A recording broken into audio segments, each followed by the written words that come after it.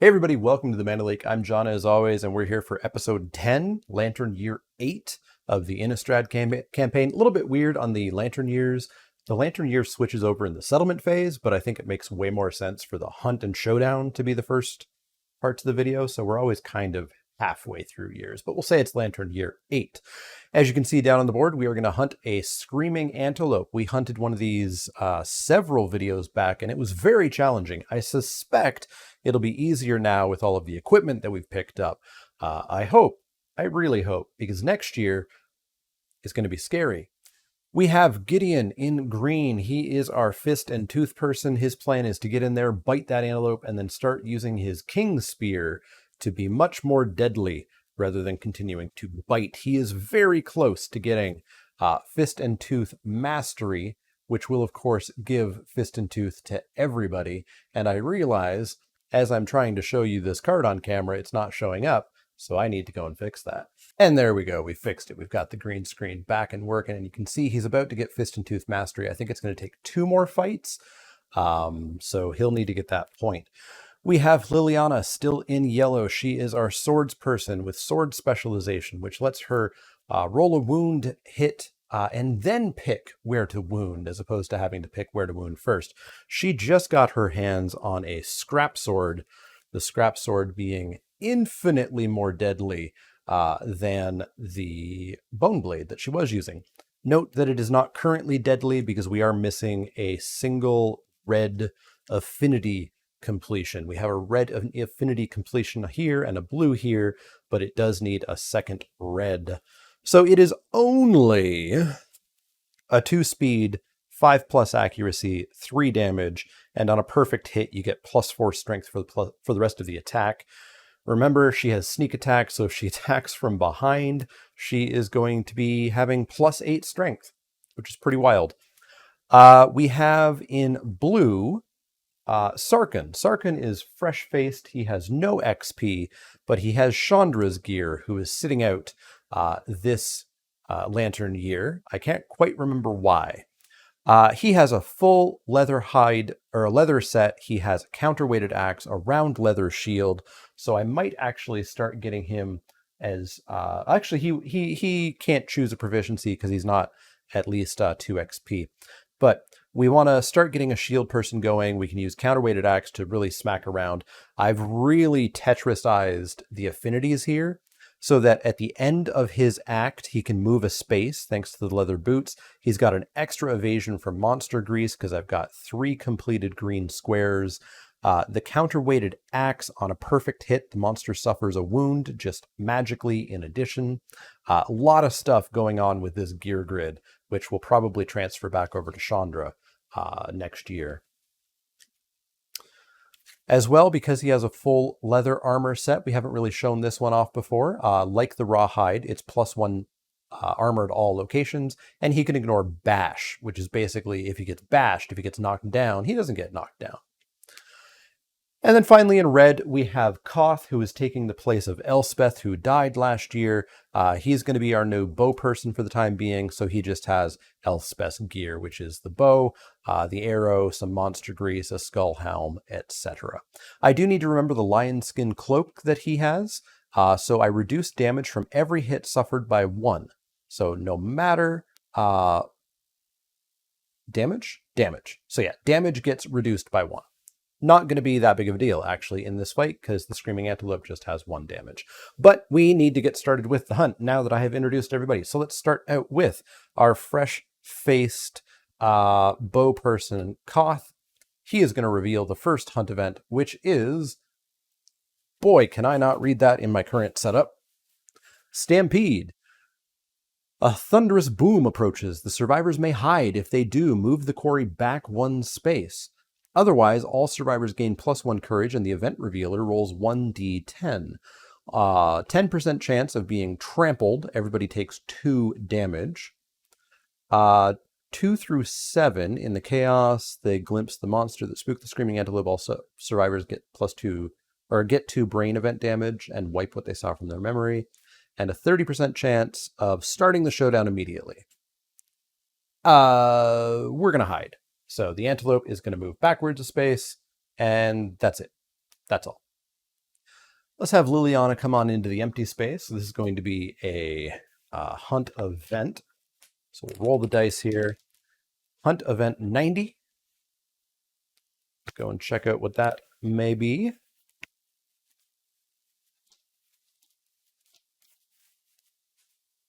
I just forget exactly where hunts are. Hunts are after trauma and severe injuries. Hunt event 90 is light on the horizon. That sounds pleasant. It's got to be good, right? The survivors hear a screeching howl, followed by a crash. They see an explosion of multicolored light on the horizon. The unnatural light illuminates the survivor's way. If at least one survivor is sane... everybody's sane. Everybody is below 3 insanity. They follow the light. They may re-roll the next result on the hunt event table. If all survivors are insane, nope. Regardless of what they do, the light reaches the settlement. Add lights in the sky settlement event to the timeline next year. So this is a settlement location, one of those big cards. We draw one of them each year. When we get back, we're going to draw one, but we also are going to experience lights in the sky, which I believe is pretty goodish, I think. But let me just add that to the timeline. Settlement event. Lights in the sky. There we go. So when we get back to the settlement, we will remember to do that. So because at least one of us is sane, we can re-roll the next hunt event. So when we get to this space here, if it's a terrible looking hunt event, we can re-roll it. But we are going to send Sarkon in to the next hunt event, which is skittish. Panicked by the oncoming survivors, the screaming antelope moves one space away from the survivors on the hunt board into the overwhelming darkness, and we have to do a random hunt event. Give that a roll, and we get hunt event 8. So we can re-roll this one if we would like to. Wailing smoke, a constant moan follows the survivors. Eventually they reach an area shrouded in thick fog, and the wailing reaches a fevered pitch. Every non-deaf survivor, that's everybody, rolls 1d10. If all the survivors are deaf, they continue along, heedless to the cacophony and this event. The lowest scoring survivor becomes a straggler. Each straggler rolls 1d10. If any survivor has noisy gear, the cloak is heavy but not noisy.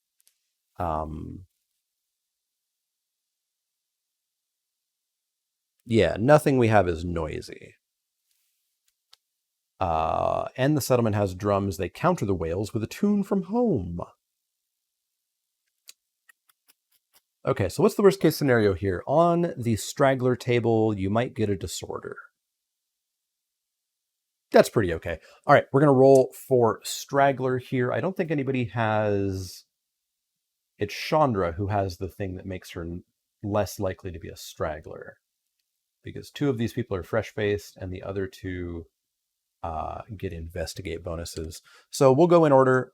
Gideon in green is a 2, red is an 8, yellow is a 6, which is Liliana, Sarkon is a blue. So Gideon on 2 is going to be the straggler.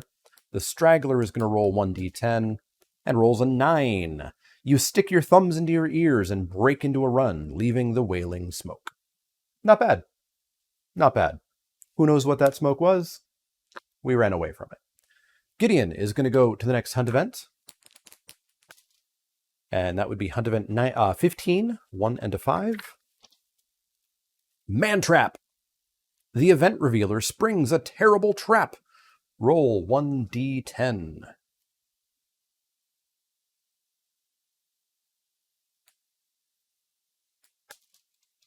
Gideon rolls a 5 on man trap. Mangled leg. Destroy all armor at the legs location, then suffer 1 event damage to the legs. Okay. Goodbye rawhide pants, and goodbye full rawhide set bonus for Gideon, I guess.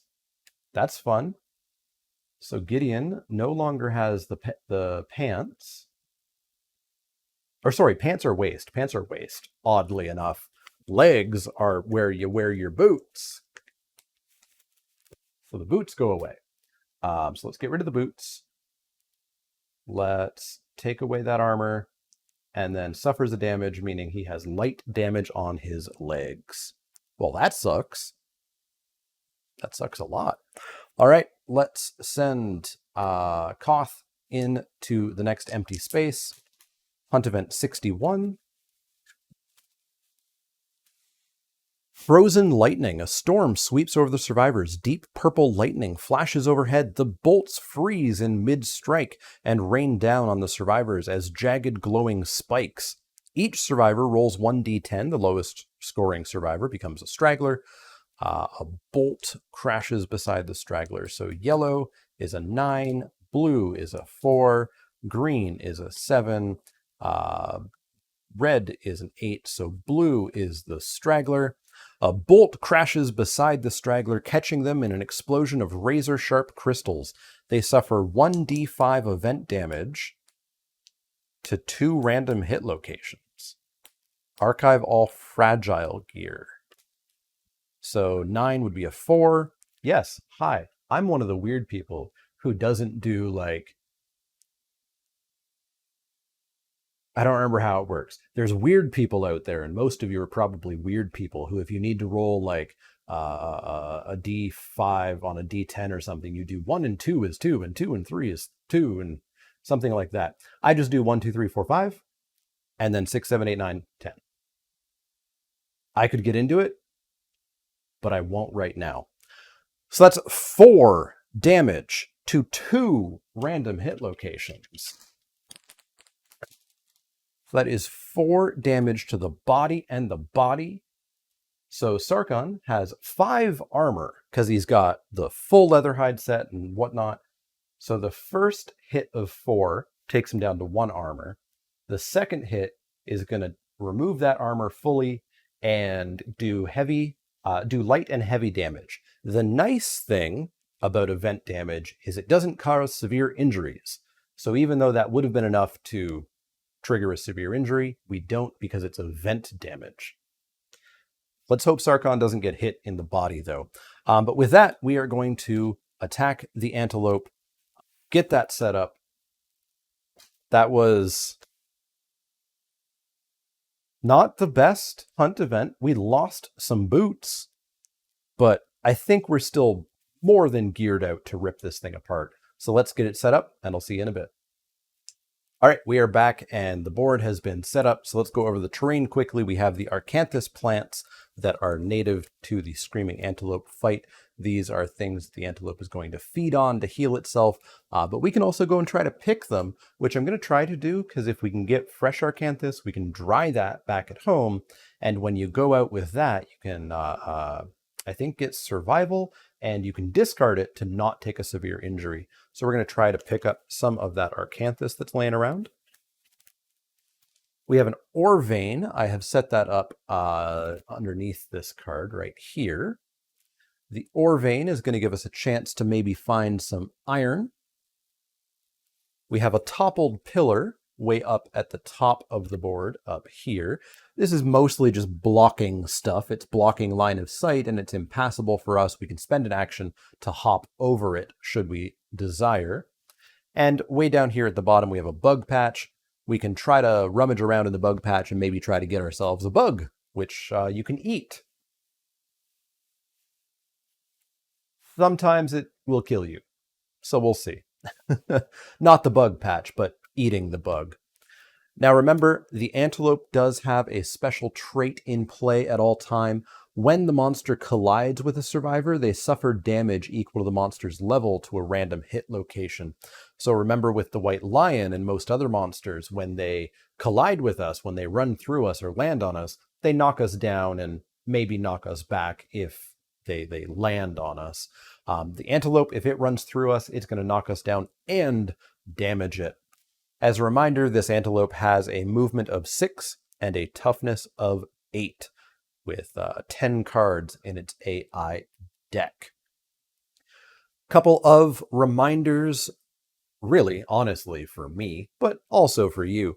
Gideon has the Timeless Eye, so he is perfect hitting on a 9 and a 10 instead of just a 10, and that finally matters because he has Mighty Strike on a perfect hit. so a 9 or a 10, he gets +2 strength until the end of turn. Gideon also has this Steadfast card that he picked up that we haven't really made any use of. If for some reason he wants to, he can spend a movement point to put a Steadfast token on there. And then when he's knocked down, he'll lose all of his Steadfast tokens. But because he has Carapace of Will, which is how he got that card, he can discard 2 tokens. Actually, all of the tokens, but only if you have 2 or more, to ignore a hit. We'll see if we do that or not.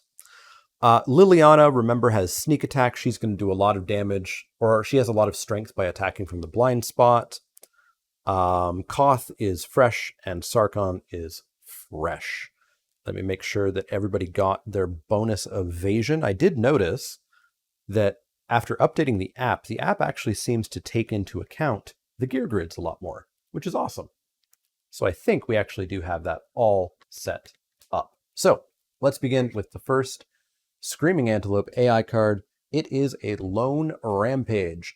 The monster unleashes an awful wail to signal its terrific rampage. All non-deaf survivors suffer 1 brain damage. So Gideon's going to go down to 0. Liliana is going to go down to 1. Sarkon is going to go down to 1. And Koth is going to roll on the trauma table. That's fun. That sure happened real quick. So Sarkon's brain trauma is a 5, which is a danger seizure. You thrash about wildly, dealing 1 damage to yourself and every adjacent survivor, that would be Lily, gain a random disorder and 1d5 insanity. So he's going to gain 4 insanity. So hopefully that will stop happening. He's going to take a damage and deal a damage. Yep, so he's going to take 1 damage to the body. Wait, this is Sarkon, right? No, this is Koth. This is Koth.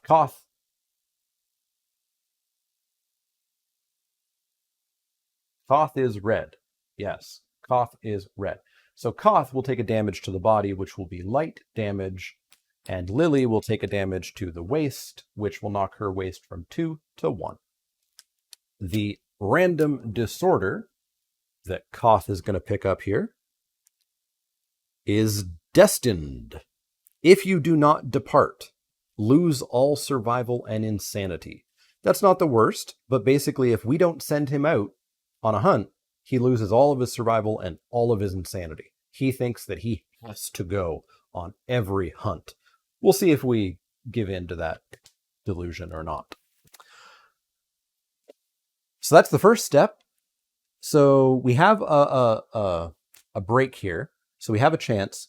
Boy, I don't know what's up with the light today, but I actually can't read these. The glare is insane. It's working well for the camera, which is good, but it's really hard for me to read.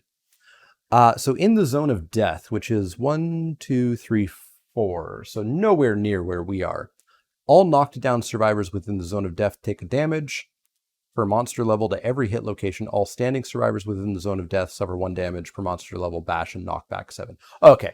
So basically the Antelope is like, and rampages around and around and around, steps on everybody, knocks everybody down, does a bunch of damage. But we're not there. So it's fine. We're all good. We don't care. Our turn. So we've already taken light and heavy damage to Gideon's legs, Koth's body, Sarkon's body. These antelopes shouldn't be this hard, but they seem to be being this hard. We want to hit that antelope with the clawhead arrow is what we want to do. 1, 2, 3, 4, 5, 6. So obviously we're not close enough, but we can use dash. So Koth here is going to go 1, 2, 3, 4, 5. His movement is 5. He is now just in range of the antelope.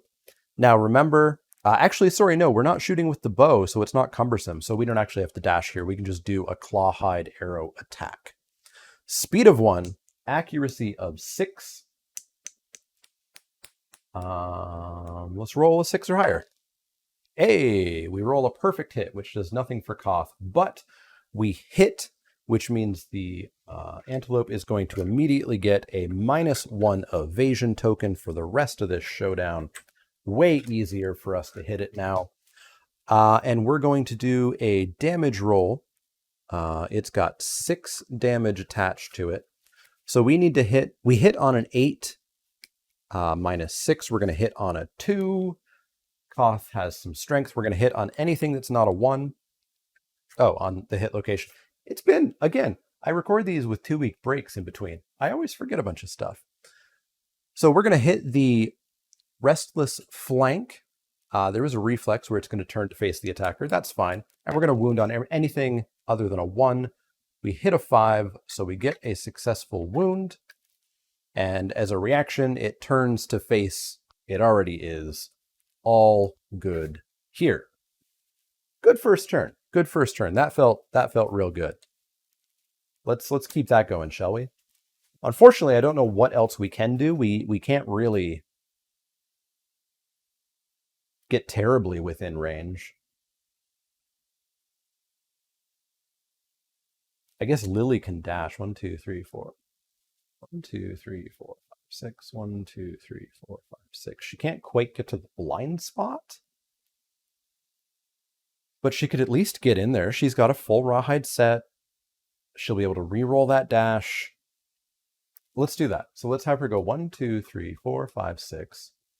And then we will spend a survival to dash, so we get another movement. Or wait, she doesn't move 6, she moves 5.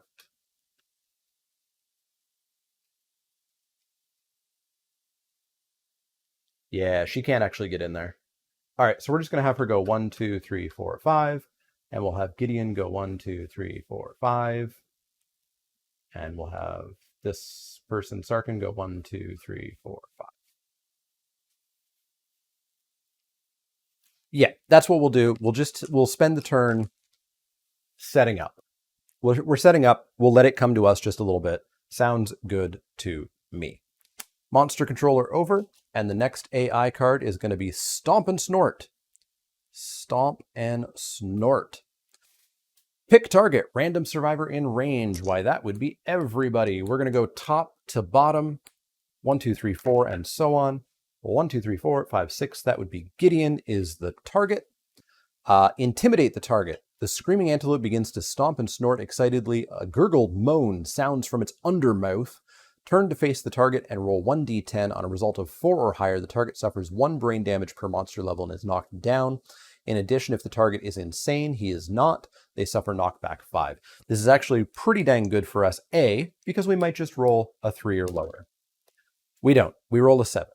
So he is going to take a brain damage, which is going to give him light insanity. Oh, actually, you know what? I forgot about light brain damage here.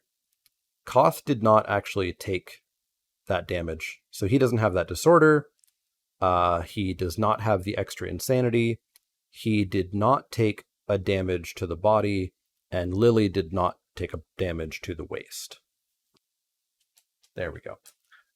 Insanity, just like all of the other things, goes decrease your number to 0. If it's at 0, you get to check off light damage, light brain damage, and then you would do a frenzy roll. So Gideon takes that light insanity. However, he will get knocked down, but because he has the fist and tooth specialization on the start of our turn, he just gets to stand right back up again. And that's why I want mastery, so that everybody has access to that. So, start of the survivor's turn, he stands right back up. He don't care. Unfortunately, the antelope didn't move. 1, 2, 3, 4, 5. 1, 2, 3, 4. All right, so now we are going to move Lily in behind the antelope. That will have cost us a survival, which will roll, and we get to keep it. So we get that survival back. And she is going to stabby stab from behind with the scrap sword. This is a speed of 2. An accuracy of 5. -1, 4. -1, 3. She has an accuracy 2. So we are going to hit on 2s here. We get a 6 and a 2. That is 2 hits to the Antelope. We hit the Furry Tail, which has no reaction and a critical. And we hit the Giant Teeth, which has super dense if you're attacking with a frail weapon. So this is the great thing. We got rid of the Bone Blade, which was frail. If we had attacked with the Bone Blade, she would have broken her sword. Our scrap sword is not frail. And it also has a crit reaction. Now, the upside here is with Lily's sword specialization. Once per attack, she gets to roll the wound attempt first and then pick what she's going to hit. Now, because she's attacking from the blind spot, she's got +4 strength, so we are hitting on an 8, we are hitting on a 4, we are hitting on a 3, 2, 1, 0. We're hitting on anything other than a 1. We roll a 6. Let's critically wound not critically wound. Let's wound the Giant Teeth. Get rid of the AI card. And now let's go for the Furry Tail. The Furry Tail and the Giant Teeth both gave us a resource on crit, but this one gives us a resource plus a -1 accuracy. And we roll a 2, which is obviously not a crit, but thanks to all of Lily's bonuses, is still a wound. Good job, Liliana. Let's mark off that Liliana has gotten her sword proficiency point. And we need to get Gideon's fist and tooth proficiency point, because that's our whole plan for Gideon right now. So Gideon can go 1, 2, 3, 4, 5, and does not have to even waste a survival on dashing. So he's going to attack with fist and tooth, which is going to be a speed of 3. It's an accuracy of 8, 7, thanks to his accuracy bonus, 6, thanks to the -1 evasion. So hitting on 6s, we get ourselves a 5 and a 7. That's a single hit to the Furry Throat. If you hit with a club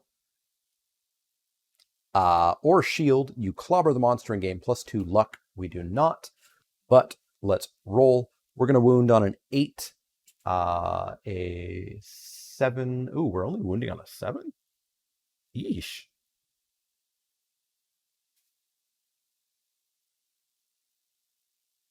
And that wasn't a perfect hit. All right. Wound on a 7. Hey, we got the 7. So we get the wound. Gideon's going to get his fist and tooth proficiency point, assuming he lives. And that's going to put us 2 points away, although I do need to check that. Wouldn't have gained 1 there. He wouldn't have gained 1 there. 1, 2, 3, 4, 5, 6, 7. There was definitely a year that we missed it. All right. If we missed it, we missed it. So that's Gideon's turn. We're doing pretty okay here. 1, 2, 3, 4, 5, 6. Koth is in range to shoot with the bow. So let's have Koth shoot. Or no. Koth shot with the clawhead arrow this turn. Because he went 1, 2, 3, 4.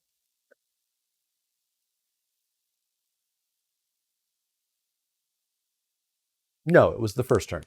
So we're going to attack with the catgut bow, which is a speed of 2, an accuracy of 7.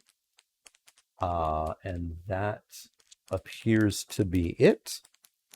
So we are going to hit on 7s. We get an 8 and a 5. So 1 hit to the Restless Eye. The Restless Eye, first strike, you must select this first. So basically, if we had 2 wound actions, or 2 wound locations, 3 wound locations, we would have to do this one first. The Screaming Antelope's massive eyes glisten with human-like fear if the attacker is insane. No. Cancel all hits and end its attack. Otherwise, the attacker suffers 1 brain damage. Now Koth is going to take a brain trauma roll. The first one was all a dream. He rolls a 6. A 6 is a danger seizure. It wasn't a dream after all. He's going to deal 1 damage to himself to the body. which will be light body damage, and he's going to gain 4 insanity. But he didn't hurt anybody beside him, so that's good. Now we get to do our wound attempt. We are going to wound on an 8, 7, 6, 5. We are wounding on a 5. A 3. We fail to wound. Unfortunate. So that just leaves Sarkin, who is using the counterweighted axe, which does have a reach of 1, so he doesn't have to get beside the Antelope. So 1, 2, 3, 4, 5. It kind of allows us to attack diagonally, basically, because 1 space, 2 space. So Koth can walk into that diagonal step and attack with the counter-weighted axe, which is a speed of 2 and an accuracy of 6. And that's all he's got going for him. So accuracy of 6, 5, sorry, with the -1 evasion token. And we get an 8 and a perfect hit, which doesn't matter for Sarkin. So 2 hits. We have the Restless Chest, which has a wound reaction of turn the Antelope to face the attacker and full move in a straight line, which would trample over Gideon.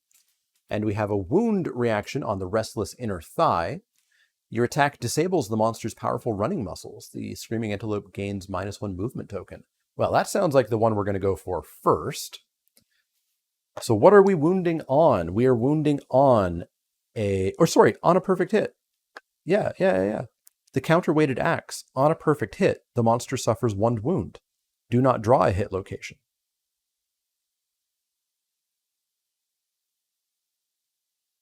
Limit once per attack. So that's a replacement effect, to use a magic term, I think. So actually, one of these should not have been drawn, and a wound should have happened. So let's shuffle up.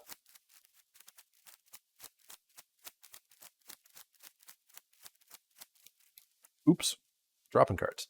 Here is the wound we actually drew. The other wound shall go back into the deck and be randomized.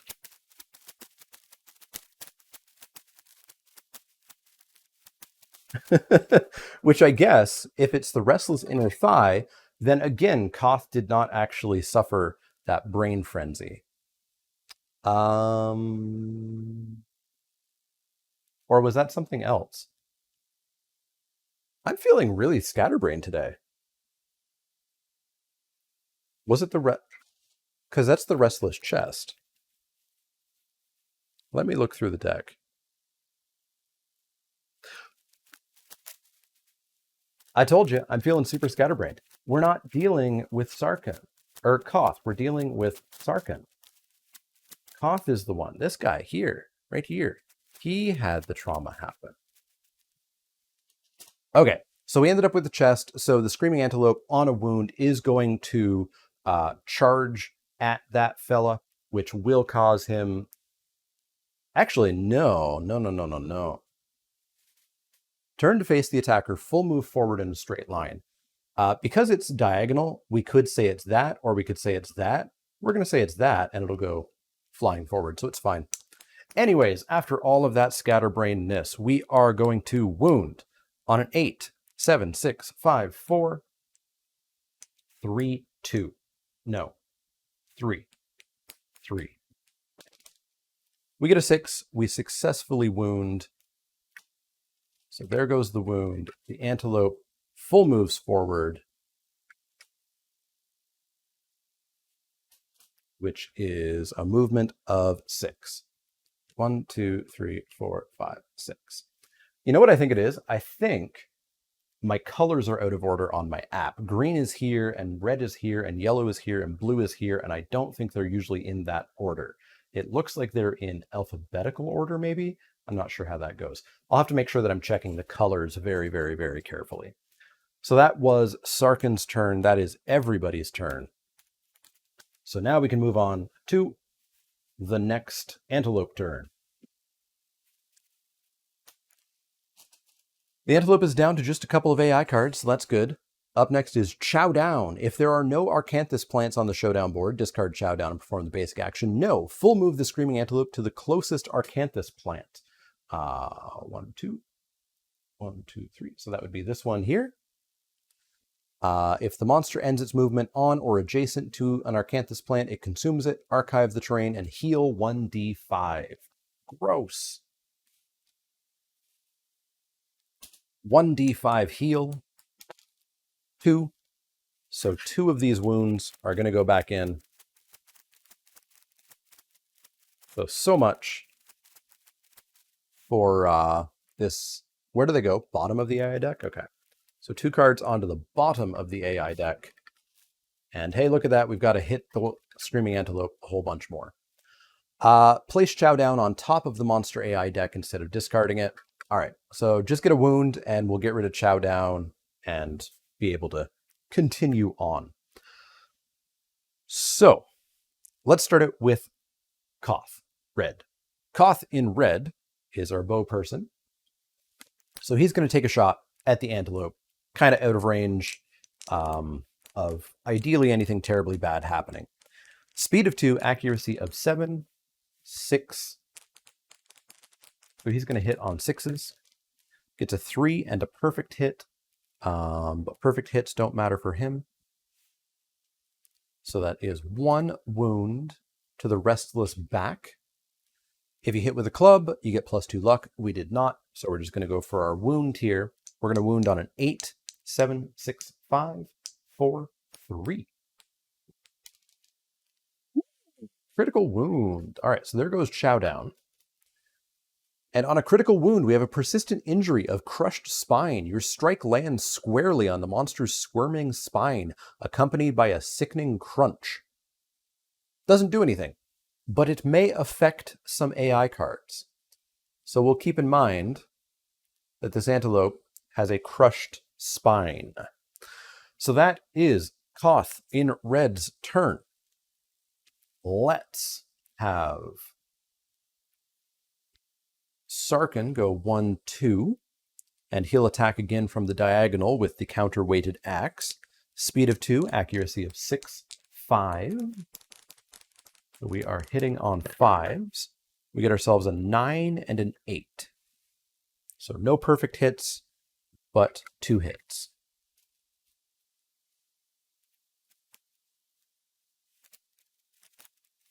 I do need to remember that at the end of his turn, he can move 1 space. It hasn't come up, but it'll be something that we should remember. So one of our hits is on the Gnarled Horns. They have a failure reaction if the attacker is adjacent to the monster. He's not, because he's on the diagonal. Their weapon is stuck. Tugging frantically, it comes loose, but you stumble and suffer knockback 5. Restless Ear, if you hit with a club or a shield, you get +2 luck. So, I mean, I guess the shield is a good thing to take into an Antelope fight, but we're hitting with the axe. So, let's go with the, I guess, the Restless Ear first. So, we're going to wound on an 8, 7, 6, 5, 4. 3. We get a 5, so that is a successful wound on the Restless Ear. Actually, you know what I think it is? What I think is confusing is Chandra was in red, and she had... No, she was always in blue. That was the confusing thing. It's because Chandra should have been red, because she was a red mage. Got it. All right, up next is the Gnarled Horns. Again, we are going to wound on an 8, 7, 6, 5, 4, 3. That is another successful wound on the Gnarled Horns. No failure reaction. So a lot of people describe the Antelope as a loot pinata, because almost all the critical hits score you resources. We're not getting critical hits that matter, unfortunately. So no loot pinata-ing just yet. So that is blue. At the end of his act, he is going to step back 1, just to get a little bit out of range. Gideon has a movement of 4 because he broke his leg. So he's going to go 1, 2, 3, 4. And I guess, actually, no, he has a spear. And we got our fist and tooth proficiency, yeah? Yeah. We got our Fist and Tooth proficiency point. He can start attacking with the spear, which means he can also do a diagonal hit here. Speed of 2, accuracy of 6, 5, 4. Gets a perfect hit and a 6. So that is 2 hits, one of which is perfect, meaning that due to Mighty Strike, he has +2 strength during this attack. We hit the giant mouth, which has a reflex. If attacking with a melee weapon and the wound roll for this location is a 1 or a 2, the monster consumes your weapon. All right. That's not great. And we have Restless Hoof. On a failure, if attacking with a melee weapon, it is kicked out of reach by the Screaming Antelope's thrashing hooves. Spend an action to retrieve your lost weapon before it can be used again. If fighting with Fist and Tooth, yada, yada, yada, yada. So we'll go with Restless Hoof first. So we are going to wound on an 8, 7, 6, 5, 4, 3. Thanks to that Timeless Eye perfect hit Mighty Strike, we're going to wound on anything that's not a 1. So let's wound on anything that's not a 1. We get a 4, so no failure reaction, and we get the wound. And then we are going to go for the giant mouth. Again, wounding on anything other than a 1. We get a 1. And so the monster is going to eat our weapon. We archive it and cancel the attack. That's real bad. Because we will not be able to make this spear again. Because we don't have the white lion stuff that we need.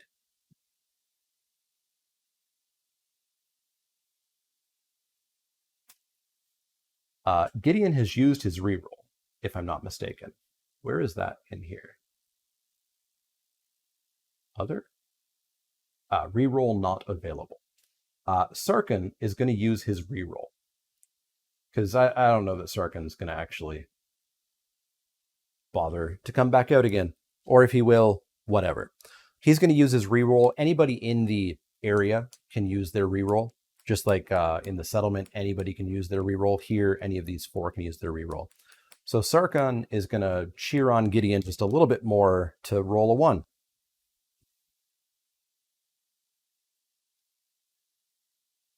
I don't want to lose this spear.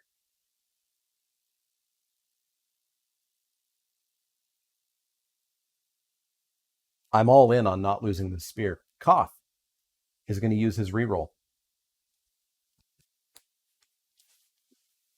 Yeah, that die can stay on the ground. That's where it belongs.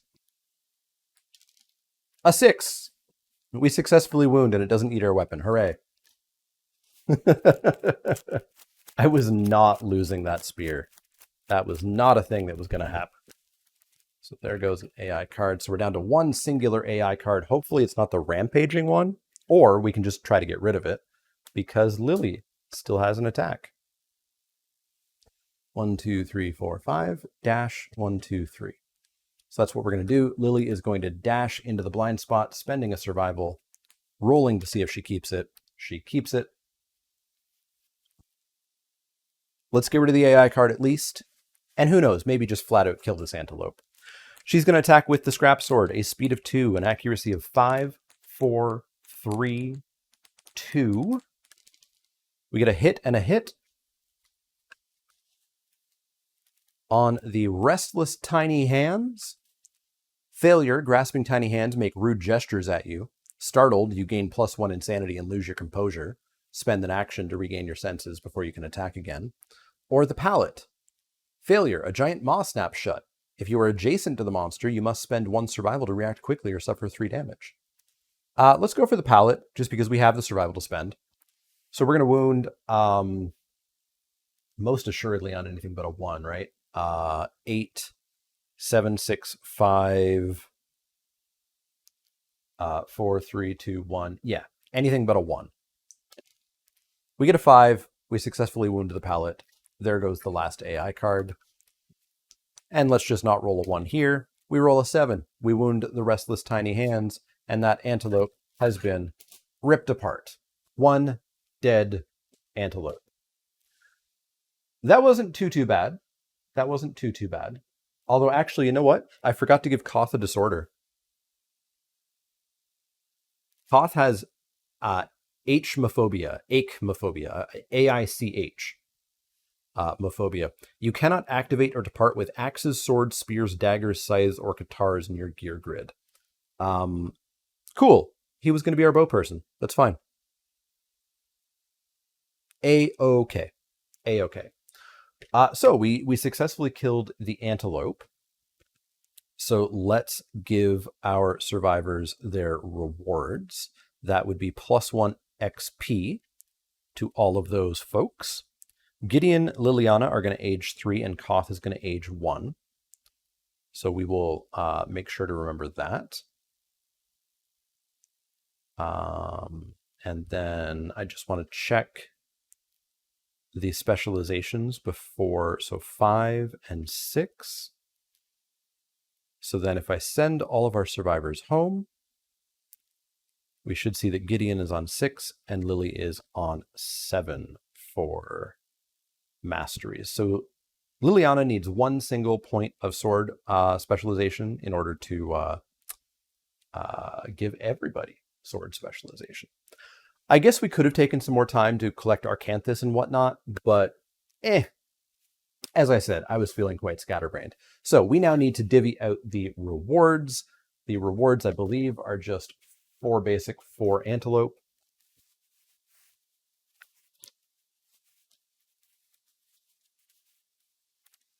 The rewards are indeed 4 basic for Antelope. When the monster is defeated, any non-death survivors with 20 plus insanity are driven mad and disappear into the darkness. Nobody is that insane, so that's good. We do not have pottery, and that was not a level 3 Screaming Antelope. So yeah, we'll get 4 basic and 4 Screaming Antelope resources.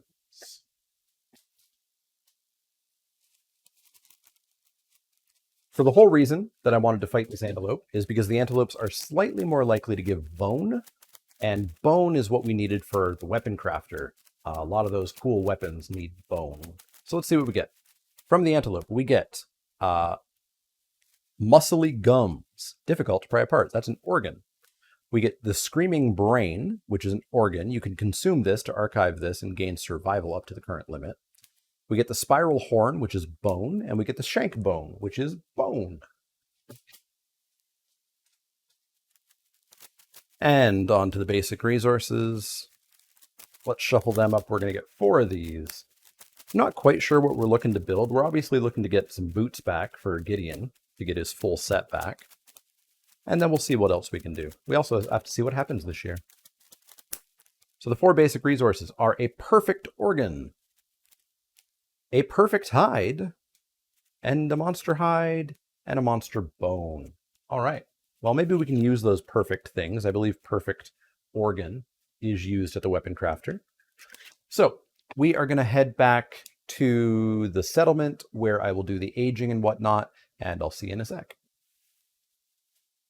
All right, back for the settlement phase. Just before we begin that, let's do the aging that needs to be done. So Gideon just aged up to level 3. Enhanced senses. Experience sharpens your instincts. Roll on the table below, 2d10. 4. Gain +1 permanent movement. So his broken leg has finally healed. He's back up to the normal 5 movement. Good job, Gideon. Good job. Liliana also aged up to level 3. Her 2d10 is 13, which is going to give her a random fighting art. So in addition to sneak attack, she now also has Clutch Fighter. While you have 3 or more bleeding tokens, gain +1 strength and +1 accuracy. So should she be bleeding profusely, maybe it's not so bad, other than all the blood. As well, somebody aged up to 1. That was Koth, who's going to be our new bow person. So up first, we can choose a weapon proficiency. We're going to give him bow proficiency, so he can start collecting bonuses there. And then we roll 2d10, and we get ourselves a 10. That's going to give him a random fighting art. He gets Tumble. When something would collide with you, roll 1d10. On a result of 6 or higher, you successfully tumble out of harm's way. Instead, place your survivor standing on the closest free space outside of the collision path. Not too bad. Not too bad. So, we have set up our settlement phase. Our survivors have returned. We'll heal them up. We've got 4 endeavors, 1 for each survivor. Let's go to the timeline. There is a settlement event that we are going to have to do called Lights in the Sky due to that hunt event that happened, and we're going to have a random settlement event of Dark Trader. There's Dark Trader.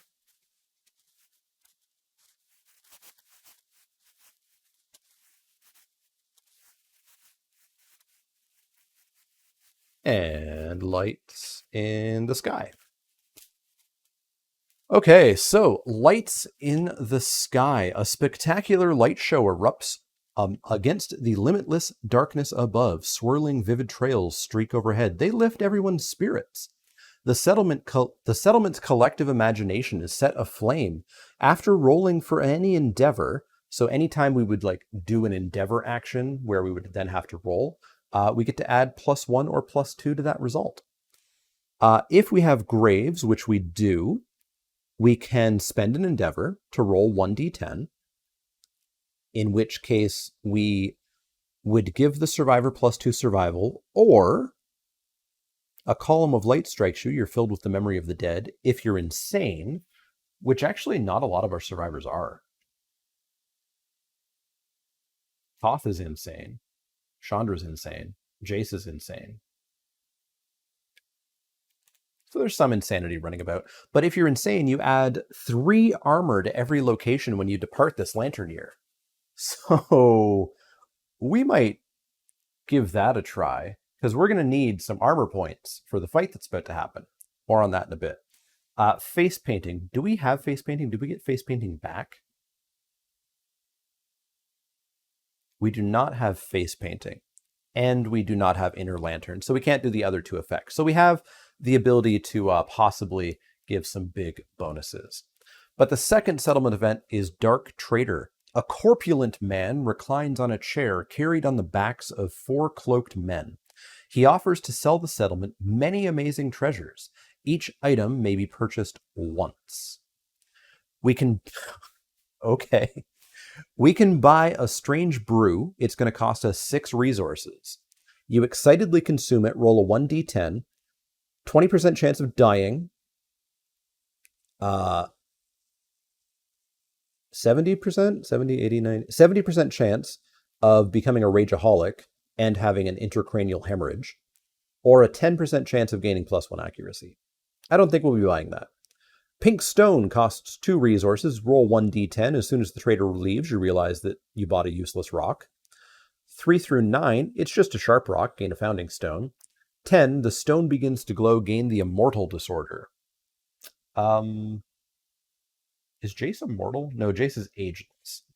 The final thing we could buy, of course, is a shiny, sexy, jeweled thong.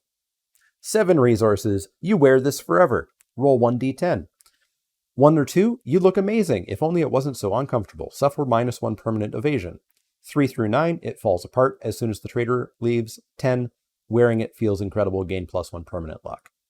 We're not going to deal with this weird dark trader and his sexy, shiny, jeweled thong. Thanks, though. Thanks for the offer. There's no story event. However, I will let you know that there's a nemesis encounter. Much like the butcher, we're not going to go out for a hunt next year. We are going to have something show up and have to fight it. But we'll deal with that in a little bit.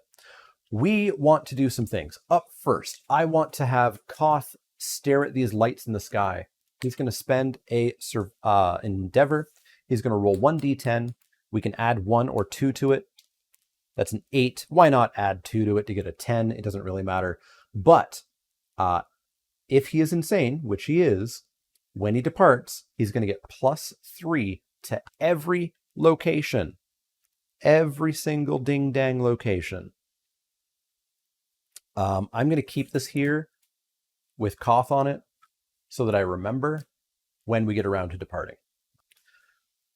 So what else do we have to do? We've got some stuff. I kind of want to innovate.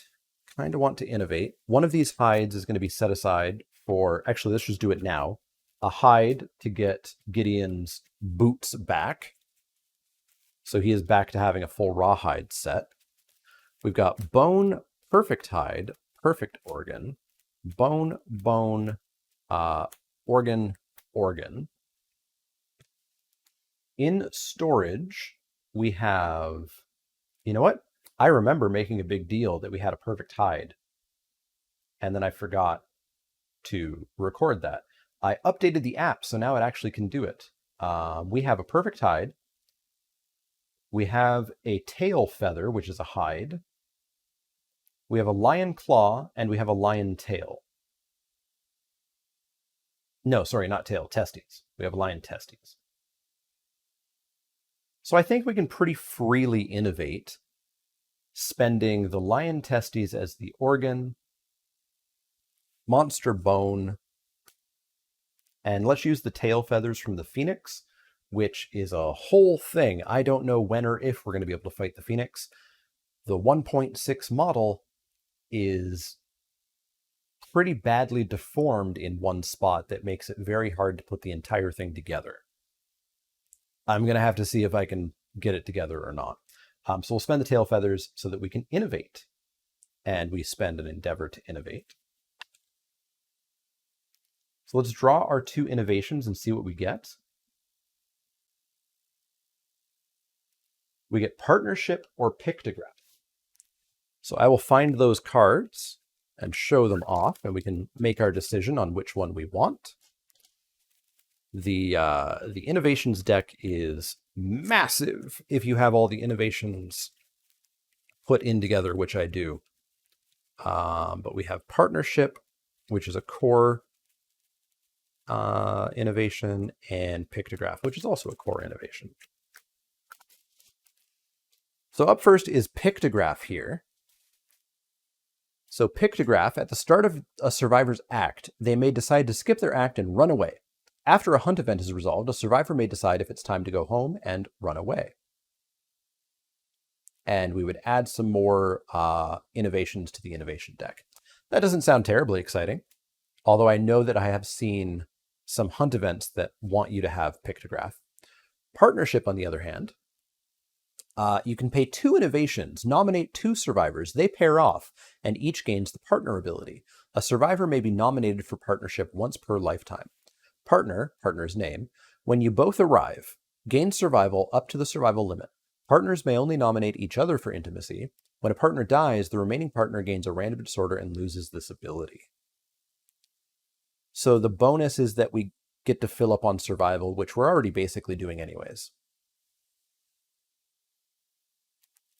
I'm going to take pictograph just because it's going to add some more innovations to our deck. So we'll take pictograph. We now have the ability to run away, should we so desire.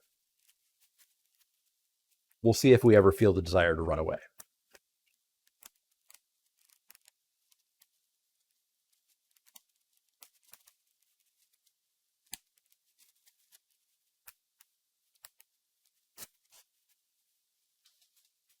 Okay, so that leaves us with 2 endeavors and not too much to spend.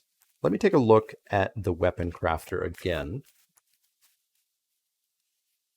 So I know a lot of people love the Zanbato, but we don't have a perfect bone. We have perfect organ and perfect hide.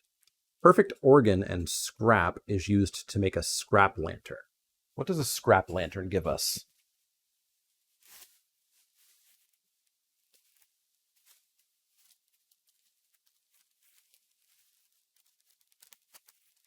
A scrap lantern is an item that when you depart, you get +1 survival. If you have blue and red affinity, you get +1 accuracy. That's kind of cool, but I don't think we have any scrap laying around, unfortunately. What do we need? What do we need? We could probably try to get some armor going for our bow person, actually. Because they just have a lion skin cloak and a skull helm. But unfortunately, we're loaded up on organs. We're loaded up on organs.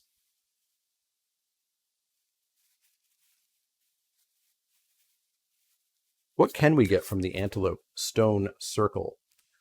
Spiral Horn, but we don't have scrap. We don't have a pelt.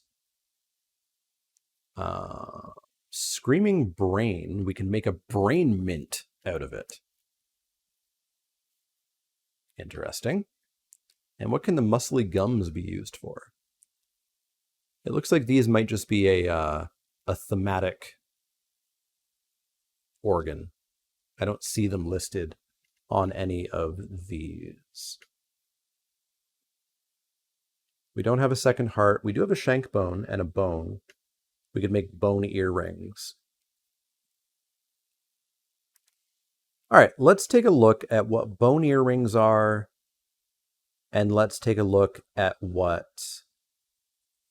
a brain mint is.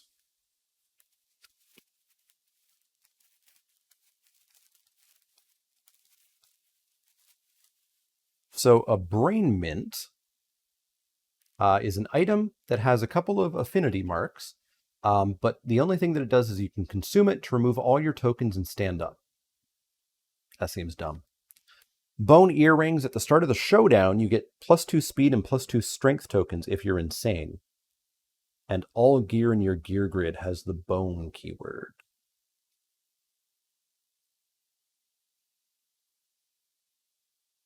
Can you imagine if we give those to Koth, and then Koth is shooting a bow with 4 speed?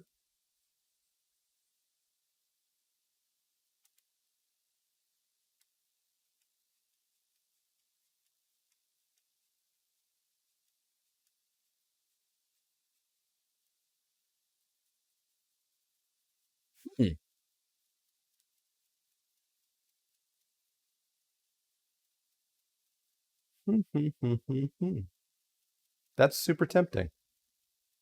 And what does that cost me? That costs me a shank bone and a bone. Yeah, sure. Let's just have him like unleash a flurry of arrows. So we'll get the bone earrings out. We'll plug them into his gear grid. That's going to cost us a shank bone. And what's the other bone that we have? The lion claw? We're not spending that. We'll spend the spiral horn. So he gets himself some lovely bone earrings. And then I think our question becomes, can we get him pretty armored out here? We've got 1 hide, 2 hides. We only have 2 hides.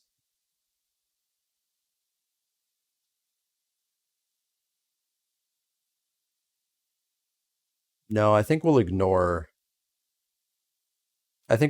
suiting him up with rawhide armor. So nothing really at the weapon crafter. Organ grinder, because we do have these organs. Everybody's got monster grease. Man,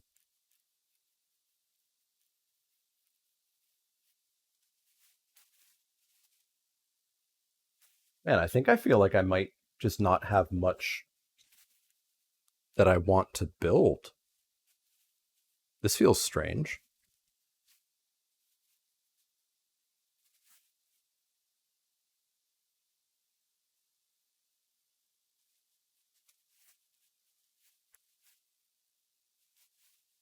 We've built all the buildings that we can build.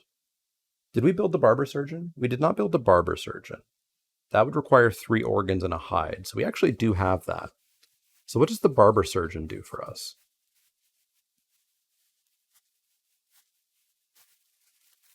So the barber surgeon lets us build a first aid kit with a perfect bone and leather. It lets us build an almanac with 2 leather if we have pictograph, which we do now have. It lets us build charms if we have pottery. It lets us build a scavenger kit, a bug trap. It also has an endeavor ability called trepanning, which drills through bone into your skull to release blood. You can cure disorders and intracranial hemorrhage, or maybe cause intracranial hemorrhages. All right, let's take a look at what the barber surgeon opens up for us.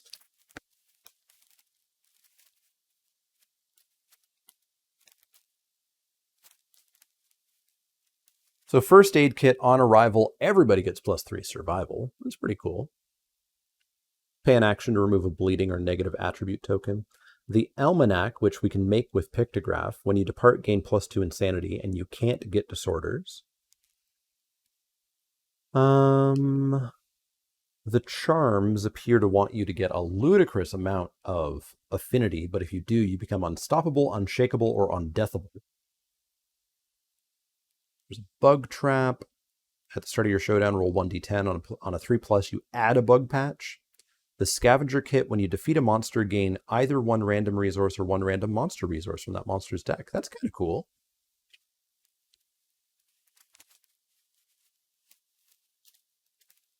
It feels a little bit late game, though. I honestly just don't think that I have much I want to spend on.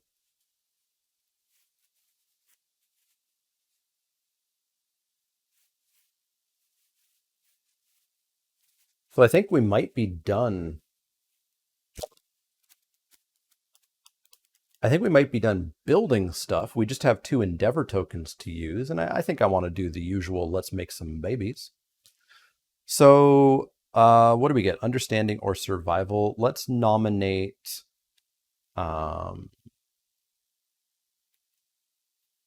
let's nominate Tezzeret Machine Man to do augury. He rolls a 2, so we lose a resource from the settlement, and Tezzeret gains an understanding. The resource that we will lose will be this perfect hide that we had in... No, muscly gums, because they're just a basic organ. And Tezzeret Machine Man's going to go again, rolling a 5 this time, which gives him a survival. So no babies being made. That's a shame. That's a shame. All right, so we are going to record that we now have a perfect hide. We have a perfect organ, and we have a screaming brain. In addition to that, what did we make? We made bone earrings. That would be at the stone circle. And we made our boots, which I don't think I actually remembered to remove anyways. And let's get Gideon back those boots.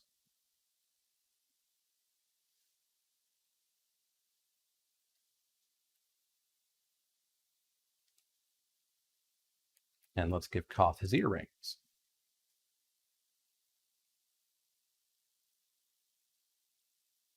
Okay, so let's chat. Up next is the Kingsman. I have not fought the Kingsman before. I know a small bit about how the fight works, sort of, a little, but I've never actually fought it. I know that people hate it and that it is massively deadly. So we are not sending Gideon in. Gideon is going to stay home because he's so close to giving everybody Fist and Tooth Mastery.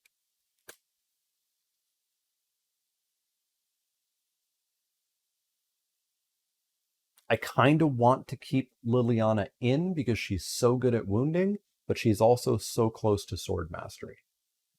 So I think I'm going to keep Liliana home as well. We are going to send Koth out because Koth did his Lights in the Sky thing. He's going to have a boatload of armor anyways. We will probably send out Sarkhan here because Sarkhan didn't really get much or do much in that last fight. And then I might send out Chandra as well, because she'll give +1 strength to everybody. And then we'll have some random person. Actually, Jace does not have sword mastery or sword proficiency, but he was our sword person. So I'm not quite sure who exactly I'm sending out, but basically it's going to be an entirely fresh team, more or less. 2 people we saw today who were already fresh. Chandra will probably be the elder, and then we'll send in 1 more other person with the expectations that they all might die. But that'll be next week. We'll see how it goes. I'm a little bit terrified, and I hope it doesn't go horribly. But this was pretty fine. We destroyed that antelope, and we got some resources that we didn't bother spending. Let me know what I should be working towards. If you have any ideas, I should take a good look through what we could work towards, because I'm sure I'm missing something that would be incredibly handy right now. But we are reaching like max gear grid filling. Liliana, I guess, has a couple of spots. Gideon actually has a bandage here. We just don't have 4 bandage cards to do that, and I didn't bother to make a proxy yet. But let me know anything you want to let me know in the comments down below. Still loving making these videos. I now have to set up and fight the Kingsman. I'll see you next week for that.